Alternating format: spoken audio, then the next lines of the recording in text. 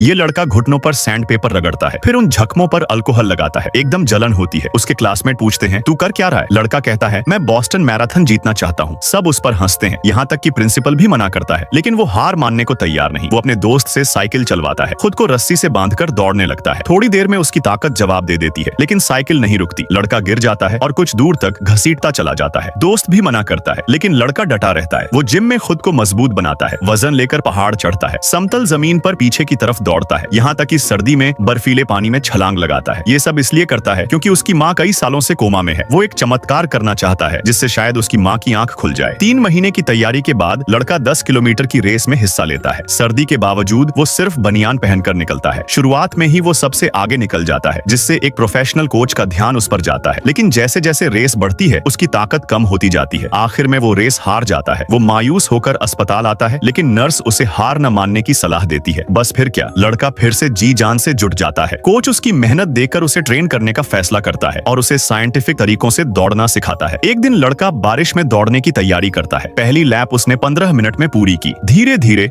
उसकी रफ्तार कम हो रही थी, जिससे कोच को लगा वो हार मान लेगा, लेकिन लड़का रुकता नहीं। वो लगातार दौड़ता रहा और आखिरी लैप 5 मिनट में पूरी करता है। कोच हैरान रह जाता है कि ये कैसे हुआ। हर चीज जो लड़का कर रहा था सिर्फ अपनी माँ के लिए। एक दिन वो माँ के सामने बैठकर दिल से प्रार्थना करता है और फिर बॉस्टन की ट्रेन पकड़ लेता है। मैराथन शुरू होती है और लड़का शुरुआत से ही सबसे आगे रहता है। कोच स्टेडियम में उसका हौसला बढ़ा रहा है। बीच में लड़का दूसरे नंबर पर आ जाता है, लेकिन जैसे ही कोई उसे पीछे छोड़ता है, वो फिर से पकड़ लेता है। आखिरी 200 मीटर बाकी हैं। अब सिर्फ 2 ही लोग दौड़ रहे हैं। स्कूल के सारे बच्चे उसका नाम चिल्ला रहे हैं। सबको एक चमत्कार की उम्मीद है और आखिरकार लड़का फिनिश लाइन पार कर लेता है। वो अस्पताल आता है और मेडल अपनी माँ के हाथ में रखता है और अगले ही पल एक चमत्कार सच में हो जाता है।